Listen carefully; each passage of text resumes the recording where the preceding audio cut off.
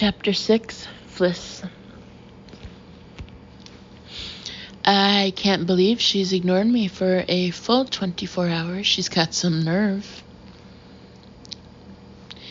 It's the following afternoon. The wedding is due to start in an hour, and I still haven't spoken to Lottie.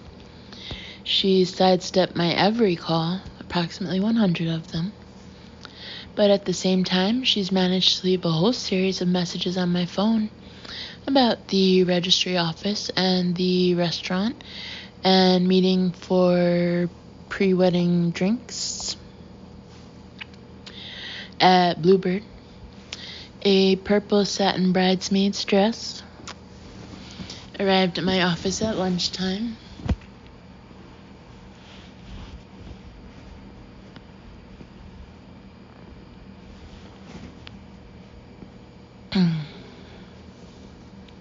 By bike, a poem arrived by email, along with a request for me to read it aloud during the ceremony.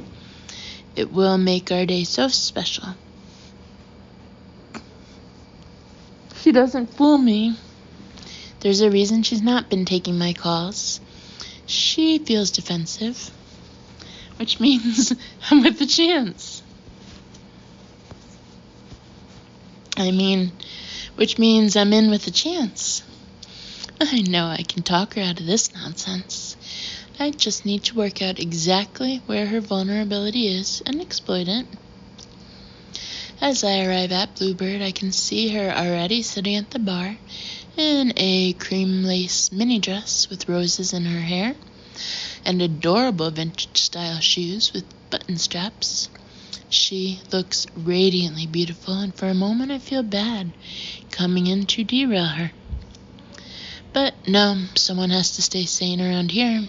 She won't be looking so radiant when she's being billed for her decrenacy.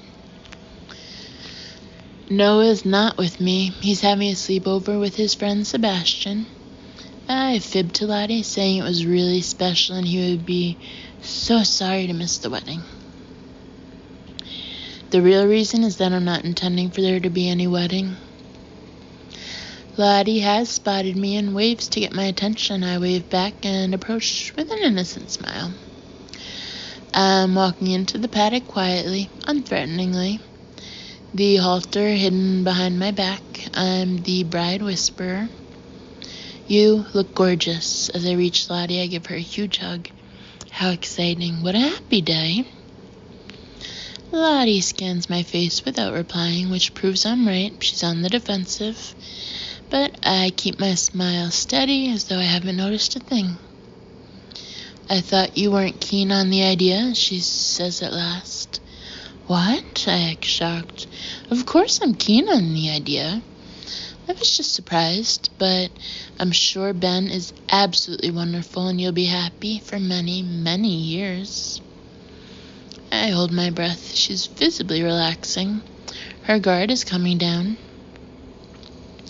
Yes, she says. Yes, we will. Well, sit down. Have some champagne. Here's your bouquet. She hands me a little cluster of roses.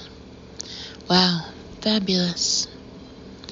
She pours me a glass, and I raise it in a toast. And then I glance at my watch. 55 minutes to go. I need to get cracking on the derailment strategy. So, any honeymoon plans? I say casually. You probably didn't manage to book anywhere at such short notice. What a shame. A honeymoon is such a special time. You want it to be perfect. If you'd held on a few weeks, I could have helped you arrange something amazing. In fact, shall we do that? I put down my glass as though seized by a brilliant new idea. Lottie, let's put off the wedding just a teensy bit and have fun planning the perfect honeymoon for you. Don't worry, says Lottie happily. We already have the perfect honeymoon arranged. One night at the Savoy and then off tomorrow. Really? I get ready to trumpet. Where are you going then? We're going back to Iconos, back to where we met Isn't it perfect? To a backpacker's guest house, I stare at her. No, silly, to that amazing hotel. The Amba, the one with the waterfall. Didn't you review it? Damn, the Amba is pretty untrumpable. It opened 3 years ago, and we've reviewed it twice since then. 5 stars each time. It's the most spectacular place in the Cyclades, and was voted top honeymoon destination 2 years running. Since then, it's already become just a touch tacky, truth be told. It's been flooded with celebrity couples and Hello magazine photo shoots, and it plays to the honeymoon market too strongly, if you ask me. Still, it remains an amazing world-class hotel. I'll need to work hard to talk her out of it. The only thing about the Amba is you have to be on the best side. I shake my head gloomily. At such short notice, they probably shoved you in that awful side wing. There's no sun, and it smells. You'll be miserable. I suddenly brighten. I know. Wait a few weeks and let me call in a favor. I can get you the oyster suite, I'm sure. Honestly, lass, the bed alone is worth waiting for. It's massive, with a glass dome above so you can see the stars. You have to have it. I proffer my phone. Why don't you call Ben and say you want to put things off only for a few weeks? But we've got the oyster suite, Lottie interrupts me joyfully. It's all booked. We're having a bespoke honeymoon with our own private butler and treatments every day and a day on the hotel yacht. What? I stare at her, my phone dangling limply in my hand. How? There is a cancellation, she beams. Ben uses some special concierge service and they've fixed it up. Isn't it great? Marvelous, I say after a pause. Super. Ikonos is so special to us. She's bubbling over. I mean, it's been totally ruined, I'm sure. When we were there, they didn't even have an airport, let alone any big hotels. We had to get there by boat, but still it'll be like going back in time. I can't wait. There's no point pushing this one any further. I sip my champagne, thinking hard. Have you got a vintage Rolls Royce today? I try a different tack. You always wanted a vintage Rolls Royce for your wedding. No, she shrugs. I can walk. But what a shame, I put on a stricken expression. It was your dream to have a vintage Rolls Royce. If you just waited a bit, you could have one. Fliss, Lottie gives me a gently chatting smile. Aren't you being rather shallow? The important thing is love. Finding a life partner, not some random car, don't you think? Of course, I smile back tightly. Okay, leave the car. Try another approach. Dress? No. She's wearing a lovely dress. Wedding gifts list? No. She's not that materialistic. So, will there be any hymns at the wedding? I ask at last. There's silence. Quite a long silence. I stare at Lottie in sudden hope. Her face has tightened. We're not allowed hymns, she says at last, and looks down into her drink. You can't have them at a registry office wedding? Yes, bingo. No hymns? I raise a hand to my mouth in horror, as though I hadn't known this all along. But how can you have a wedding without hymns? What about I vow to thee my country? You were always going to have that at your wedding. Lottie was in the choir at our boarding school. She used to sing solos. Music was a big deal to her. I should have started with this tack first. Well, it's not important, she smiles briefly, but her whole demeanor has changed. What does Ben think? Ben's not really into hymns, she says after a pause. Ben's not really into hymns. I want to whoop. This is it, her Achilles heel. I have her like putty in my hands. I vow to thee, my country. I start singing very quietly. All earthly things above. Stop, she says, almost snapping. Sorry, I raise an apologetic hand, just thinking out loud. For me, a wedding is all about the music, the beautiful, wonderful music. This is untrue. I couldn't care less about music, and if Lottie were sharper, she'd instantly realize I'm winding her up. But she's looking away, lost in her own world. Are her eyes a little glassy? I always imagined you kneeling at the altar in a country church with the organ playing, I mused, rubbing it in. Not at a registry office. Funny, that. Yes, she doesn't even turn her head. I'm still humming the tune of I Vow to Thee, My Country. Obviously, I don't know all the words, but the tune is enough. That's what'll get her. Her eyes are glassy. Okay, time to go in for the kill. Anyway, I break off from singing. The important thing is that this is your special day. And it's going to be perfect, nice and quick, no stupid fussing about with music or choir boys or bells pealing from a country steeple, just in and out. Sign a paper, say a couple of words, and you're done. For life, I add, finito. I feel almost cruel. I can see her bottom lip quivering very slightly. Do you remember the bridal scene in The Sound of Music? I add casually. When Maria walks up the aisle to the nun singing and her big, long veil floating everywhere. Don't overdo it, Fliss. I lapse into silence and sip my champagne, waiting. I can see Lottie's eyes flickering with thoughts. I can sense her inner battle between romance and lust. I think romance is just getting the edge. I think the violins are playing louder than the jungle drums. She looks as if she's coming to a decision. Please go the right way. Go on. Fliss. She looks at Fliss. Just call me the world champion, bride whisperer. There was no argument, no confrontation. Lottie thinks it was her idea to postpone. I was the one saying, Are you sure, Lottie? Are you positive you want to call things off, really? I've totally sold her on the idea of a country wedding with music and a choir and bells. She's already looked up the name of the chaplain at our old school. She's off on a new dream of satin and posies and I vow to thee, my country. Which is fine. A wedding is lovely. Marriage is lovely.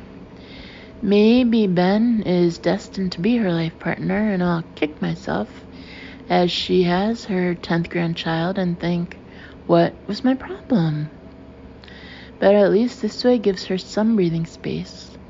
At least it gives her time to look at Ben and think, 60 more years with you. Is this a good idea?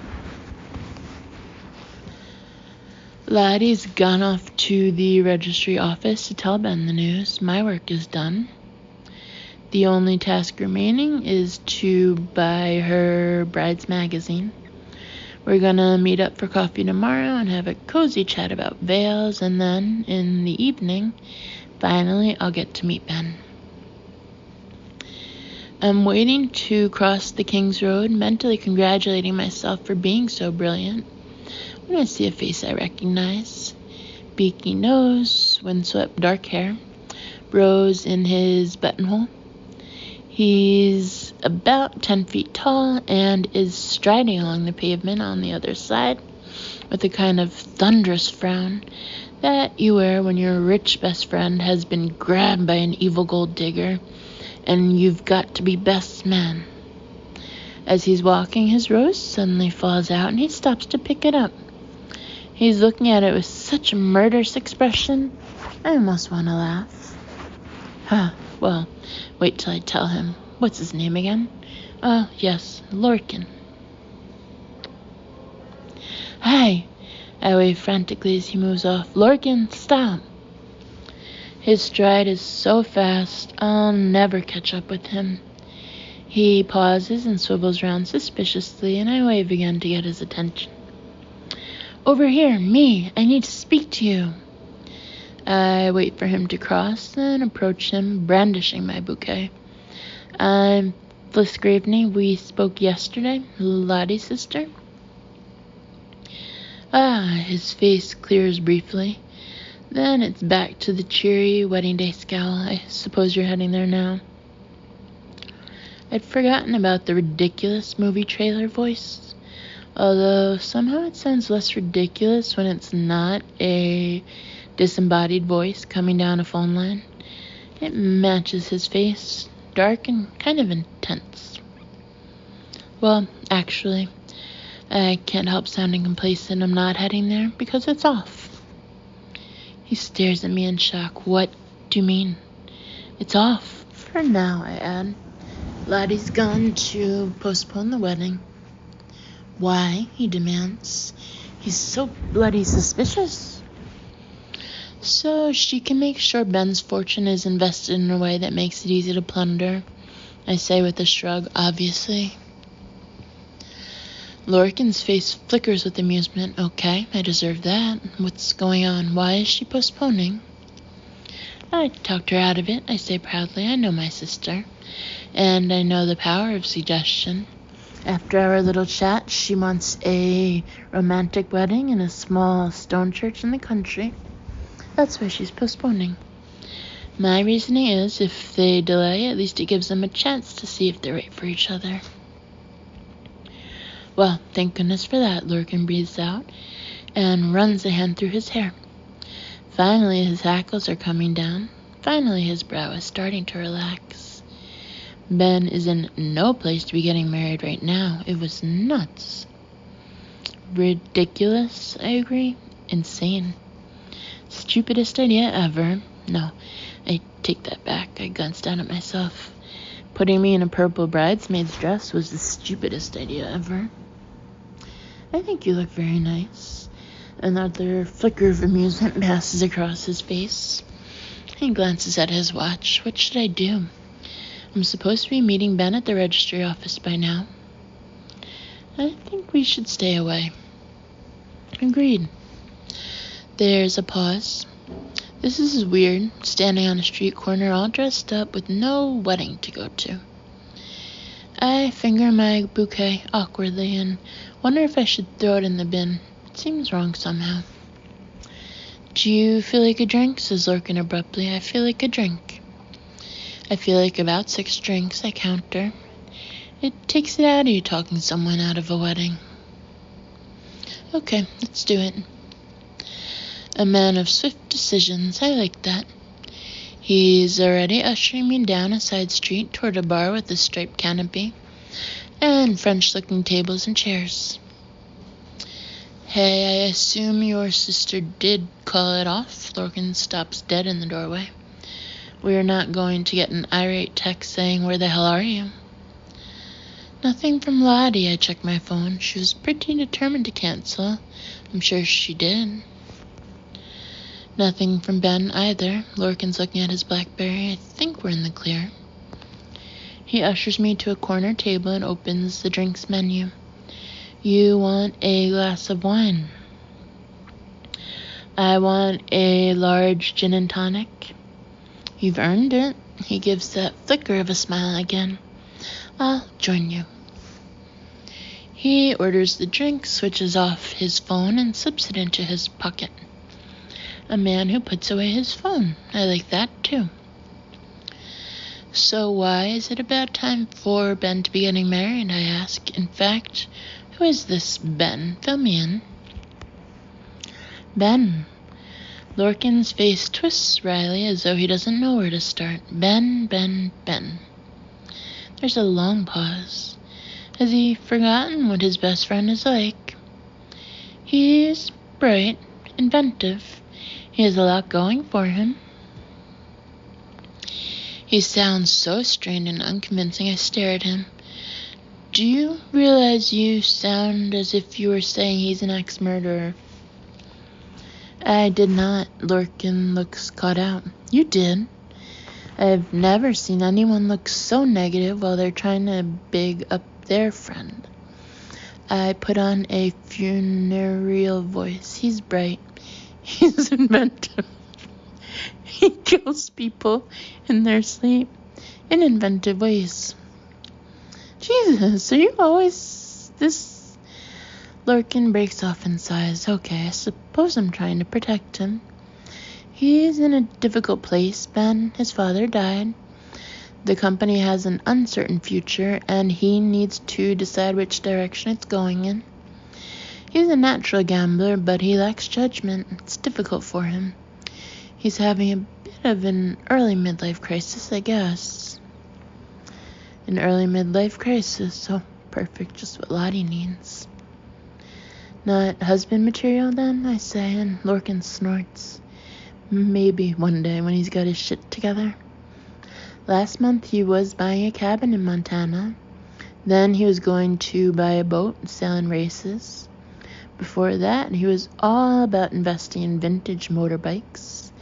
Next week, it'll be some other craze. My guess is he won't stay married 5 minutes. I'm afraid your sister will be the casualty. My heart is sinking fast. Well, thank goodness it's off. You did a good thing, he nods. Not least because we need Ben around. He can't go AWOL again. I screw up my eyes. What do you mean, AWOL again? Lorcan sighs. He did it once before. When his father became ill, disappeared for 10 days. There was a hell of a fuss. We got the police involved, everything. Then he reappeared. No apologies, no explanations. To this day, I don't know where he got to. The drinks arrive, and Lorcan raises his glass. Cheers to cancelled weddings. Cancelled weddings. I lift my own glass and take a delicious gulp of gin and tonic, then return to the subject, Ben. So, why is he having a midlife crisis? Lorcan hesitates as though he doesn't want to break his friend's confidence. Come on, I prod. I'm nearly related to him after all. I suppose so, he shrugs. I've known Ben since I was 13. We were at school together. My own parents are expats in Singapore, and I don't have any other family. I went to stay with Ben a couple of times in the holidays, and I became close to the whole family. Ben's dad and I share a love of hiking. Shared, I should say. He pauses, fingers clasped gently around his glass. Ben never came hiking with us. Not interested. And he never wanted to know about the family firm either. He saw it as this massive pressure.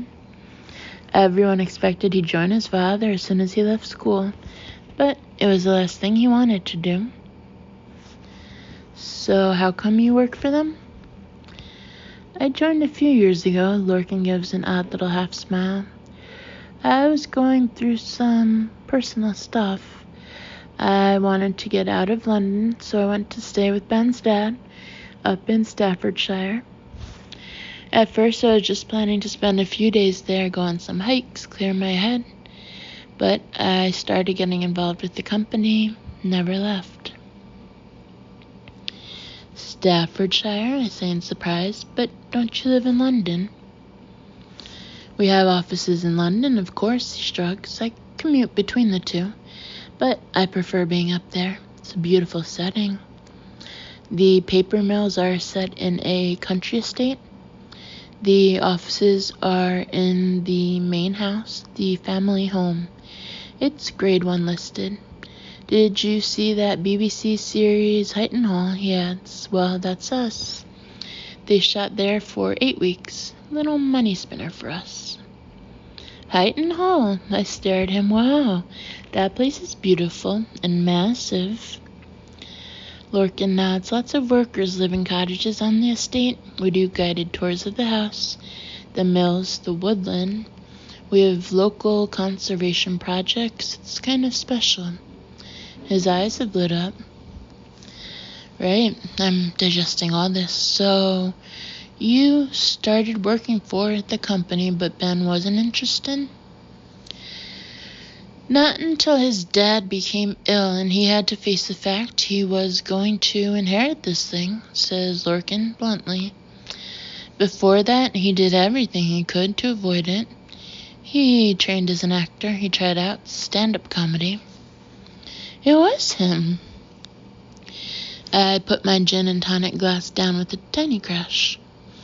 I Googled him and all I could find were stand-up comedy reviews, terrible ones. Was he that bad? Lorcan stirs his glass, his attention fixed on the remaining ice cubes.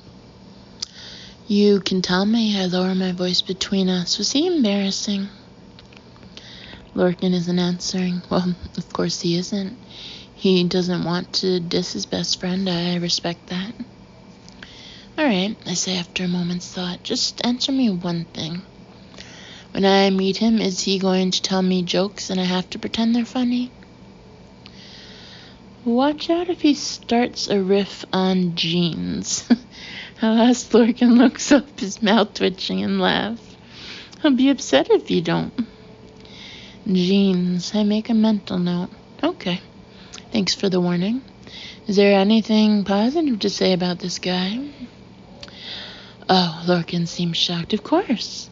When Ben's on form, believe me, there's no one you'd rather spend the evening with. He's charming. He's funny. I can understand why your sister would have fallen for him. When you meet him, you'll understand too.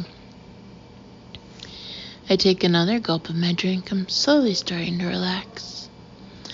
Well, maybe he'll become my brother-in-law, but at least it won't happen today. Job done.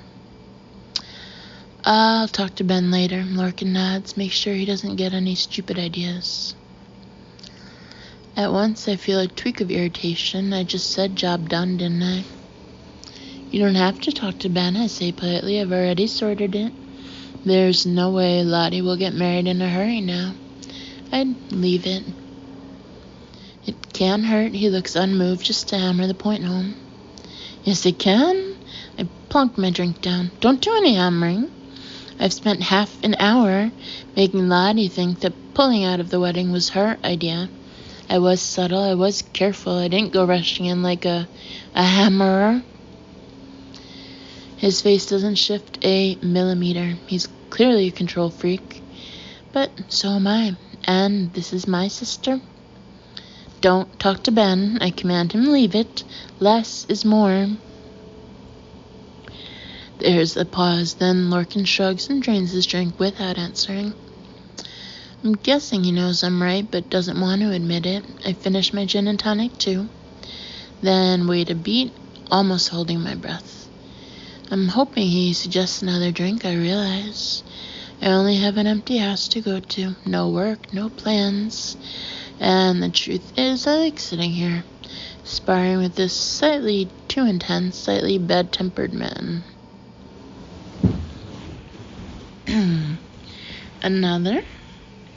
He looks up and meets my eye, and I feel things shift between us a little.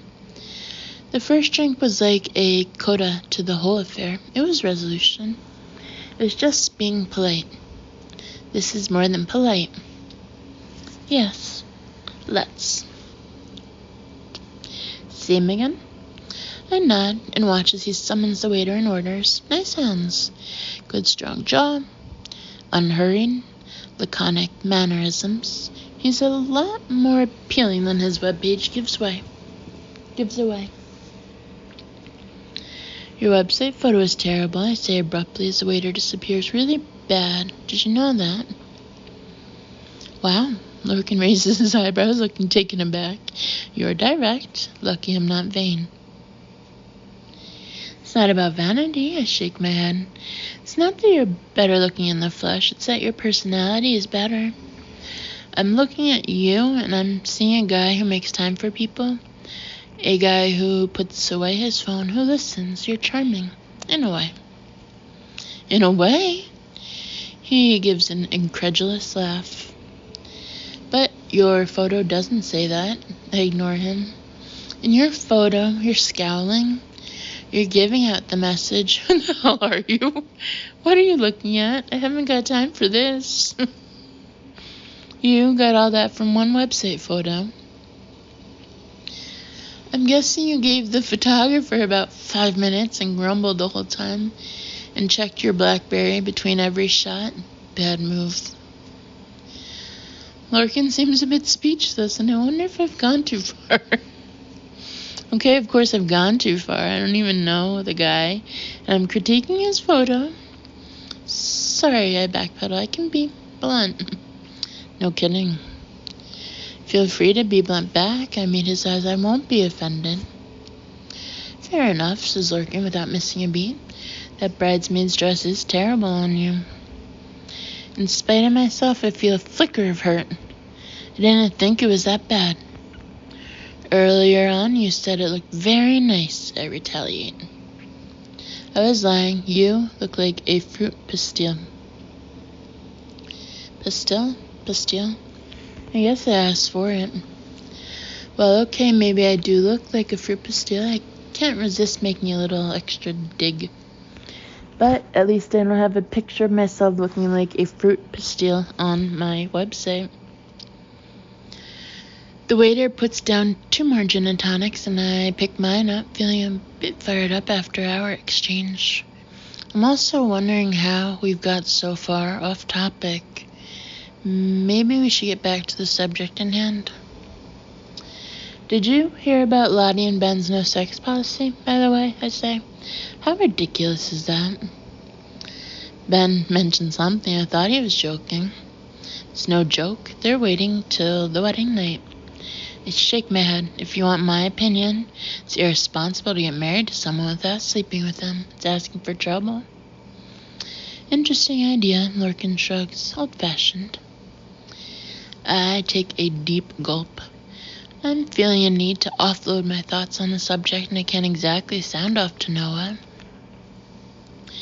If you want my theory, I lean forward. It skewed their judgment. The whole thing is about sex. Lottie's lost in a cloud of lust. The longer she waits, the less she can think straight. I mean, I get it. I'm sure he's very hot, and she's longing to roll around with him, but does she have to marry him? It's cockeyed, Larkin nods. That's what I said. They should just go to bed. Spend a week in bed, a month if they want to. Have a good time. Then see if they still want to marry each other. I take another massive gulp of my drink. I mean, you don't need to sign your life away just to have sex. I break off as a thought suddenly occurs to me. Are you married? Divorced. Me too, divorced. So, we know. About what? Sex? I realized that came out wrong. Marriage, I meant.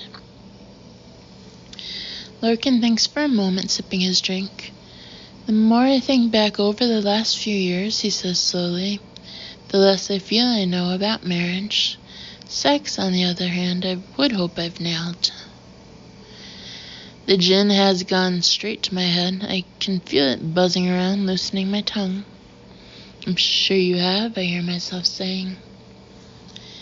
The air seems to thicken in the silence. A little too late, I realize I've just told a total stranger that I'm sure he's good in bed. Do I backtrack? Qualify in some way? No, move on. I cast around for something anodyne, but it's Larkin who speaks next. Since we're speaking frankly, have you found it? Your divorce? Total nightmare? Have I found my divorce a total nightmare? I open my mouth and draw in a deep, long breath, automatically reaching for the memory stick around my neck. Then I stop. Not bitter, Fliss, not bitter. Sweet. I need to think spun sugar, candy, flowers, fluffy lambs, Julie Andrews. Oh, you know, I give him a saccharine smile. These things happen. How long ago was it? Still happening. My smile broadens. Should be sorted soon.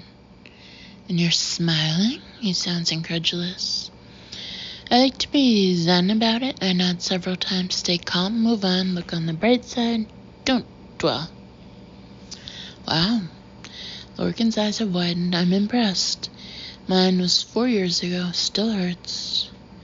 That's a real pity. I managed. Poor you.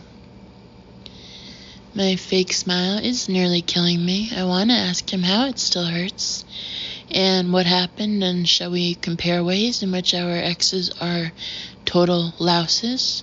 I'm desperate to spill out all the details and talk incessantly about it until I hear from him what I need to hear, i.e. that I'm in the right about everything and Daniel is in the wrong, which no doubt is why Barnaby gave me a talking to. He's always right, bastard. So, shall I get some more drinks? I reach for my bag and hurriedly pull out my purse. Or, no. The purse flipped up as I tugged it out, and with it came the contents of my Durex variety pack, ribbed for extra pleasure, falls on the table, and a Pleasure Max lands in Lorcan's drink, splashing him in the face. A featherlight has fallen on top of our bowl of peanuts. Oh, I quickly start grabbing them. They were from my son's school project? Lurkin nods politely, retrieving the Pleasure Max from his drink and handing it to me. How old's your son? 7. 7? He looks scandalized. It's a long story. I wince as he hands me the dripping condom. Let me get you another drink. I'm so sorry. Automatically, I've started drying the Pleasure Max with a paper napkin. I'd probably chuck that one, says Lorcan, unless you're desperate. I glance up sharply. He looks deadpan, but there's something about his voice that makes me want to laugh. It's fine, I counter, waste not, want not. I stuff it back into my bag. Another gin? Without the contraceptive garnish. I'll get them. He leans back, tilting his chair to signal at the waiter, and I find my eyes running over his long, lean body. I don't know if it's the gin or the frisson of having told him he's good in bed, or this whole weird situation, but I'm becoming a little fixated. I'm mapping myself onto him in my head, bit by bit. What would those hands feel like on my skin? What would his hair feel like between my fingers? His jaw is faintly stubbled, which is good. I like friction, I like spark. That's what I'm feeling between us. The right kind of spark. I predict he's slow and determined in bed, focused. Takes sex as seriously as he takes fixing his friend's love life. Did I just say predict? What exactly am I thinking myself into here? As Lorcan lets the chair rest back on the ground, he looks at me and his eyelids flicker. He's thinking something too. His eyes keep skimming over my legs, and I casually shift in my seat, set my skirt rucks a little higher. I bet he leaves teeth marks. No idea why. I just feel it instinctively. I don't know what to say. I can't find any breezy conversational gambits in my head. I want to drink 2 more gins, I decide. 2 gins should do it, and then... So, I break the silence. So, Lorcan nods and adds casually, do you have to get back for your son? Not tonight. He's sleeping over at a friend's. And now he looks directly at me, and my throat is suddenly tight with longing. It's been too long, far too long. Not that I'll admit that to him. If he asks, I'll say casually, oh, I had a recent short-term relationship. That didn't work out. Easy, normal, not, I've been so alone, so stressed, I'm totally gagging for it. Not just the sex, but the touching and the intimacy and the feeling of another human being beside me, holding me. Even if it's only for a night or half a night or some portion of a night, that's what I won't say. A waitress comes up with our fresh drinks. She sets them down and then eyes my bouquet, followed by Lorcan's buttonhole. Oh, are you two getting married? I can't help bursting into laughter of all the questions. No, not at all. Definitely not, Lorcan affirms. Only we have a special champagne deal for wedding parties, she persists. We get so many, what with the registry office down the road. Are you being joined by the bride and groom? Actually, we're anti-marriage, I say. Our motto is, make love, not vows. Here's to that, Lorcan lifts his glass, his eyes glinting. The waitress looks from Lorcan to me, laughs uncertainly, then retreats. I down about half my glass. My head is gently spinning, and I feel another surge of longing. I'm imagining his lips on mine, his hands ripping off my dress. Oh gosh, get a grip, Fliss. He's probably imagining his bus home. I look away and stir my drink, playing for time. I can never stand this uncertain stage of meeting a man when you have no idea how things are going. You're chugging up the slow climb roller coaster of a date. You know how far up you are, but you don't know how far he is, or even if he's really with you. Maybe he's mentally heading in the other direction. Here I am, already midway through sexual fantasy number 53. But he could be about to wrap up politely and head home. Would you like to go somewhere else? Lorcan says abruptly. And my stomach lurches in anticipation. Somewhere else. Where? That would be great. Yes, I forced myself to sound low-key and chilled. What kind of place? He frowns deeply, attacking his ice cubes with his stirrer, as though he has no idea where to start tackling this profound and complex question. We could eat, he says finally with no enthusiasm. Sushi, maybe, or we could not eat. He looks up, his guard finally down, and I feel a delicious shiver. He's like a mirror image of me. He has a hungry look in his eye, a desperate longing. He wants to devour something, and I don't think it's sushi. That could work, he says, his eyes flicking to my legs again. Leg man, clearly. So where do you live? I ask lightly, as though it's a totally unrelated question. Not too far. His eyes are now locked on mine. Okay, we reach the top together. I can see the view stretching ahead. I can't help an exhilarated little smile. I think we're in for a good time.